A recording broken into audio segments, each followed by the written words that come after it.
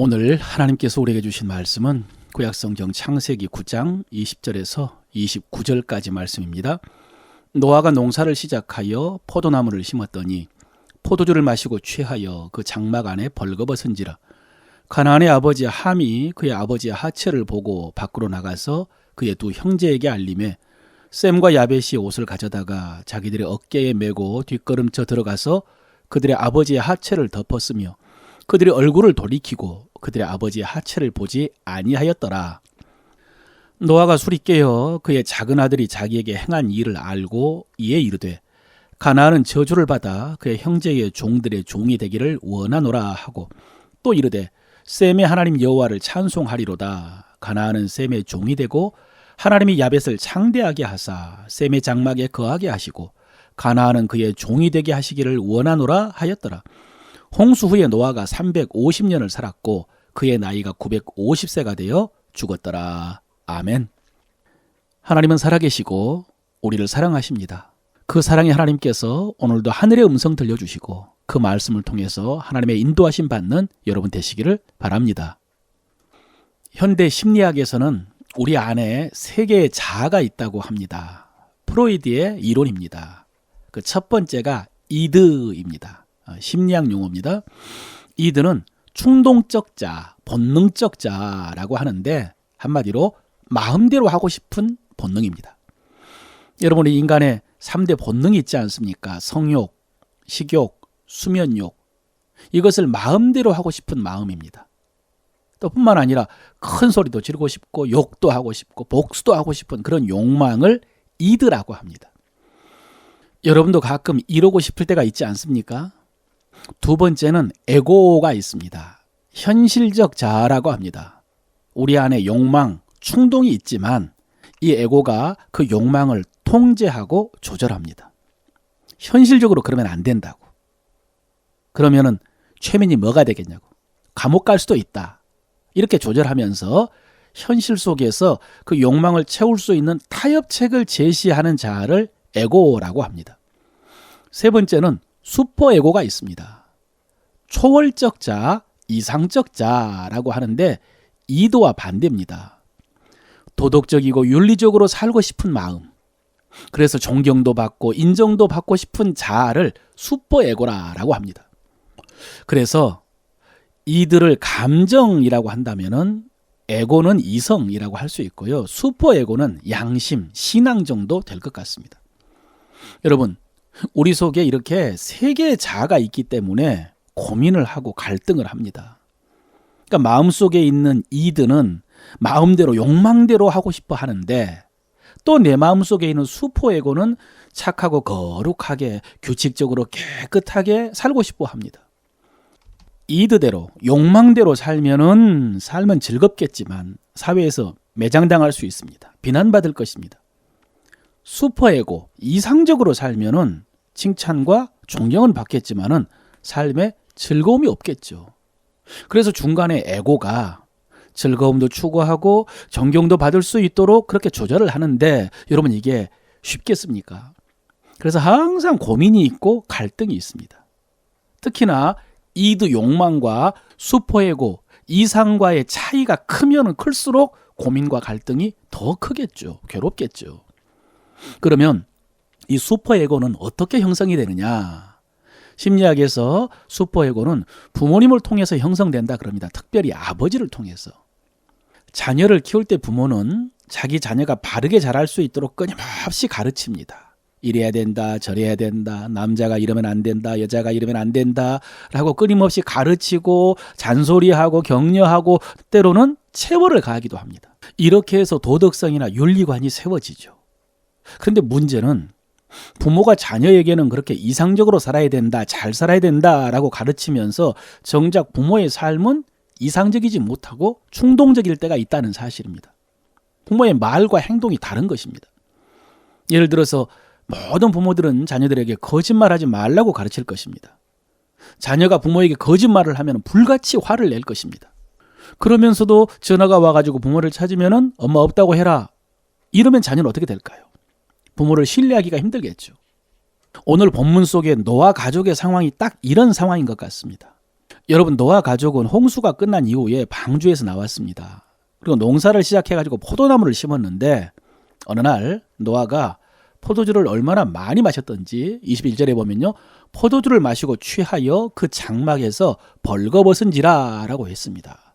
한마디로 술에 취해서 옷 다 벗고 추태를 보인 것입니다. 여러분, 이 이야기 알고 계셨습니까? 노아가 이렇게 술에 취해가지고 추태 보이는 거? 요즘 주일학교 학생들이 이 이야기를 들었으면 이렇게 반응했을 것 같습니다. 헉, 이거 실화냐? 노아가? 예, 여러분, 노아가 누굽니까? 온 세상이 죄로 가득했을 때에 노아만 당대 의인으로 하나님께 인정을 받았습니다.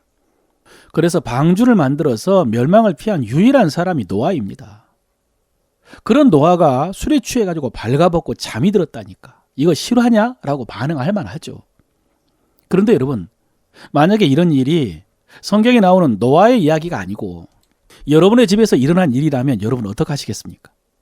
죄송합니다만 집에서 아버지나 남편이 술에 취해가지고 옷을 벗고 뻗어 있는 모습을 봤다면 어떤 생각을 하겠습니까? 어떤 말을 하겠습니까? 어떤 행동을? 그런데 여러분, 지금까지는 어떻게 했는지 모르겠지만은 지금부터는 신중해야 됩니다. 이 순간 어떻게 했느냐에 따라서 후손들의 운명이 달라졌습니다. 그러니까 지금부터 하는 설교를 잘 들으시길 바랍니다. 오늘 본문에 보면은 이 장면을 노아의 둘째 아들 함이 먼저 보았습니다. 창세기 9장 22절인데요. 가나안의 아버지 함이 그의 아버지의 하체를 보고 밖으로 나가서 그 두 형제에게 알림해 그랬습니다.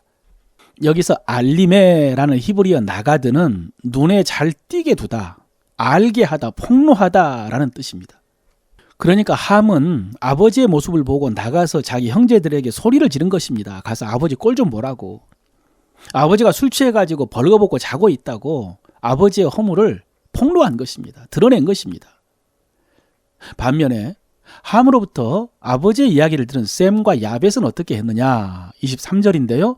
셈과 야벳이 옷을 가져다가 자기들의 어깨에 메고 뒷걸음쳐 들어가서 그들의 아버지의 하체를 덮었으며 그들이 얼굴을 돌이키고 그들의 아버지의 하체를 보지 아니하였더라. 예, 셈과 야벳은 아버지의 벌거벗은 수치에 대해서 들었으나 보지 않았습니다. 뒷걸음쳐서 들어갔습니다. 결정적으로 함은 아버지의 수치를 보고 나가드 드러내고 폭로했는데 셈과 야벳은 옷을 가져다가 그 수치를 덮어주었습니다. 덮을 때도 그들의 얼굴을 돌리고 아버지의 수치를 보지 않았다고 했습니다.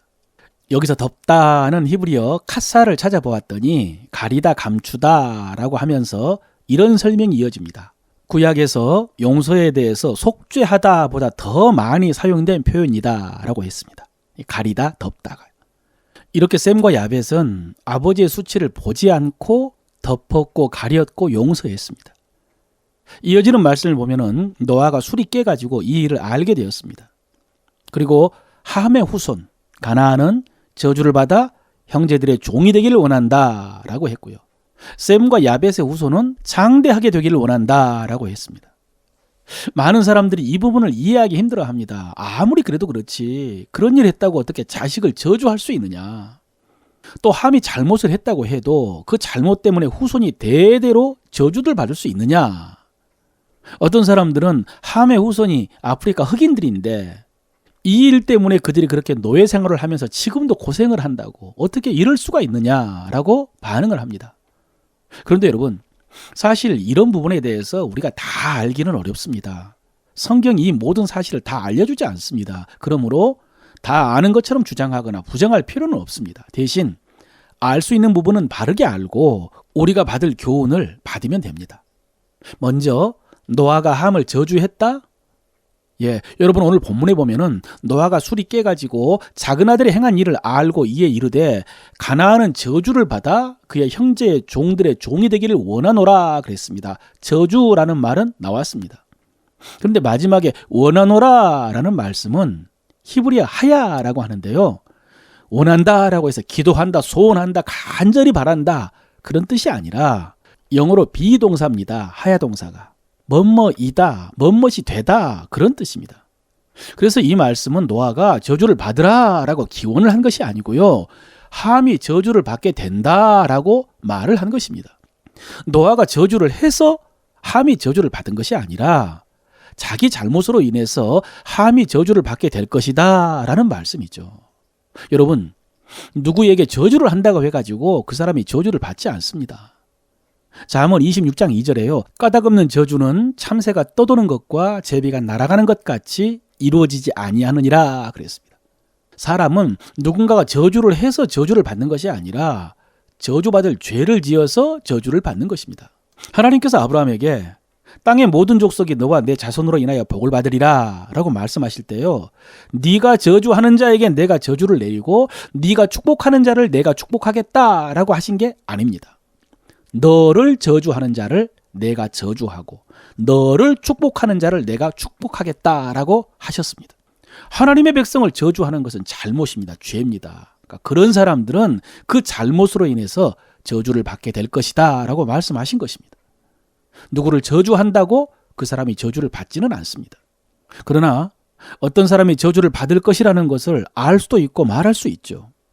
너무나 명백한 죄를 지으면 하나님으로부터 벌을 받게 된다는 거 누구나 알 수가 있죠. 이렇게 함은 자기 죄와 자기 잘못으로 인해서 저주를 받은 것입니다. 노아는 그것을 알고 그것을 말한 것입니다. 여러분, 함의 죄와 잘못이 오늘 이 일만 있는 것은 아닐 것입니다. 노아가 오늘 일만 가지고 함에게 그렇게 말하지는 않았을 것입니다. 그러나 성경은 오늘 이 일을 통해서 우리에게 교훈하십니다. 그러므로 여러분, 오늘 본문을 통해서 분명한 하나님의 말씀을 들으십시오. 부모의 허물을 드러내는 것은 저주를 자처하는 것입니다. 하나님이 싫어하십니다. 벌 주십니다. 반대로 부모의 허물을 덮어줄 때에 하나님께서 그에게 복을 주십니다. 이것은 분명합니다. 그렇다면 여러분, 왜 함이 아버지의 모습을 보면서 그렇게 분노하고 조롱했을까요? 유대인들의 탈무드에 보면은 함은 평소에 술버릇이 나빴다고 합니다. 그래서 항상 노아로부터 야단을 들었답니다. 너는 어째 젊은 애가 그렇게 술을 마시고 실수가 많으냐로부터 시작해가지고 신앙에 대한 잔소리까지 야단을 많이 들은 모양입니다. 그런데 오늘 보니까 아버지는 더 한심한 것입니다. 아니, 어떻게 이럴 수가 있나?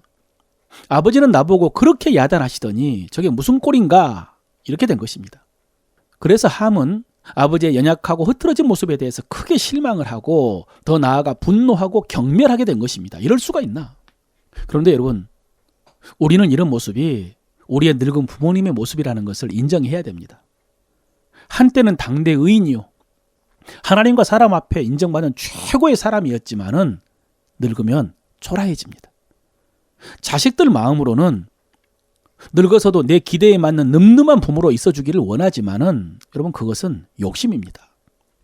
부모님도 나이를 먹으면 어쩔 수 없이 이렇게 되는 것입니다. 어깨는 구부러지고 마음도 약해지고 기력도 판단력도 흐려지게 되는 것입니다.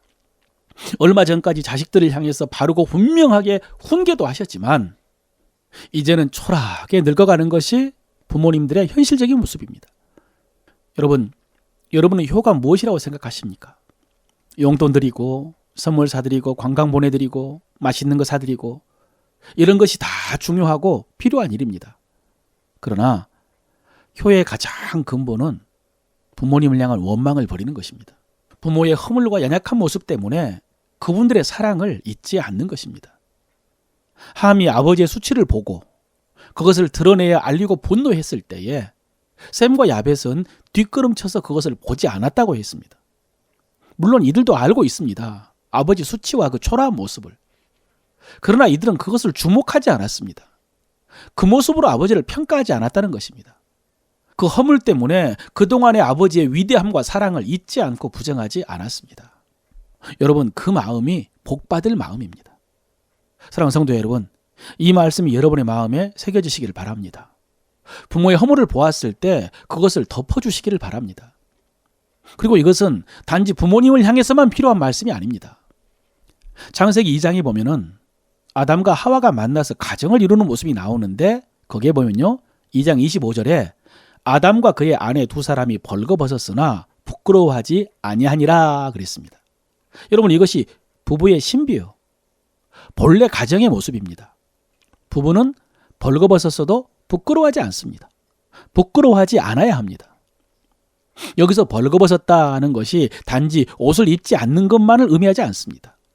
몸의 수치가 드러나는 것만을 의미하지 않습니다.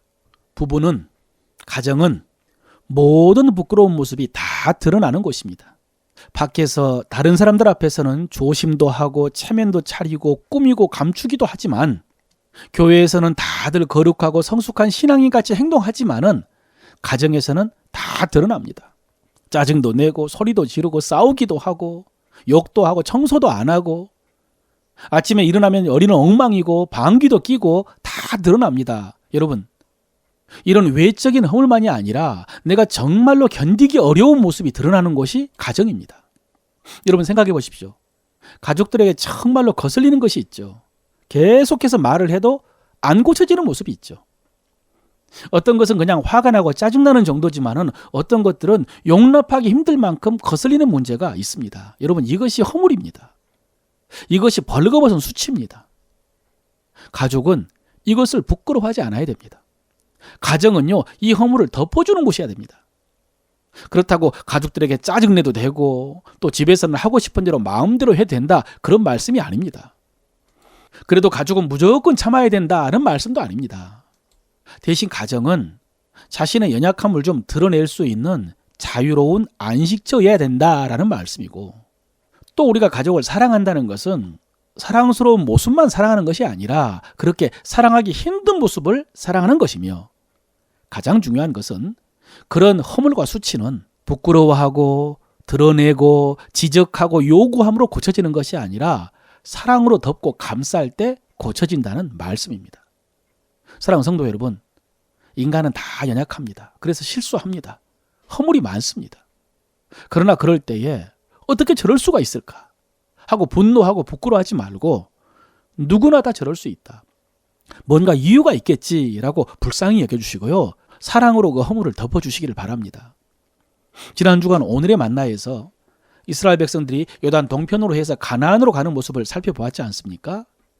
그 길에 왕의 대로라고 해서 국제 고속도로 같은 길이 있는데 에돔 땅에서 시작이 됩니다.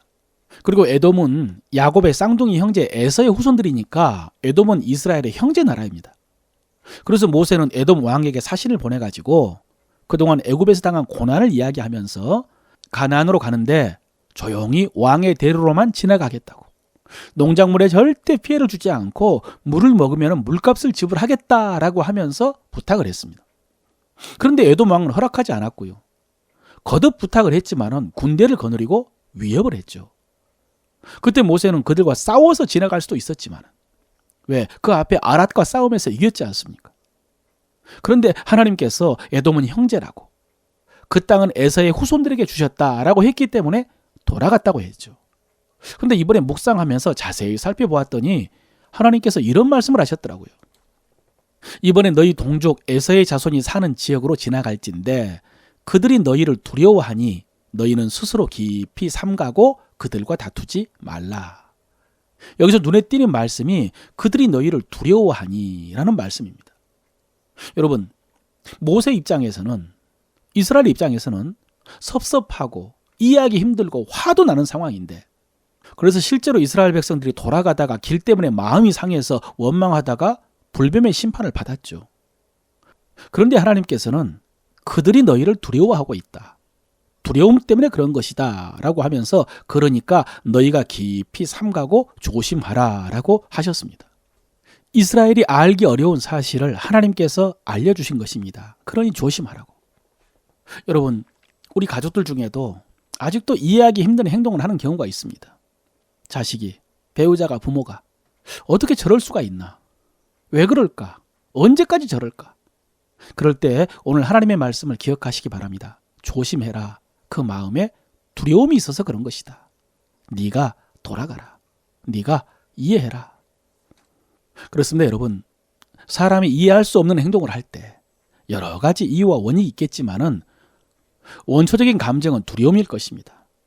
그 두려움 때문에 이해하기 힘든 행동을 하고 이해하기 힘든 선택을 하는 것입니다. 여러분이 그 마음을 이해해 주시길 바랍니다. 깊이 헤아려 주십시오. 그리고 그 허물을 덮어주시길 바랍니다. 그럴 때 하나님께서 이렇게 약속하셨습니다. 나도 너의 마음과 사정을 그렇게 헤아려 줄 것이다. 그리고 내가 너에게 복 줄 것이다. 사랑하는 성도 여러분, 오늘 이 말씀을 통해서 여러분의 마음에도 하나님의 나라가 이루어지고 여러분의 가정에도 무엇보다도 여러분이 만나는 모든 사람들 속에도 하나님의 나라가 이루어지기를 주의 이름으로 축원합니다.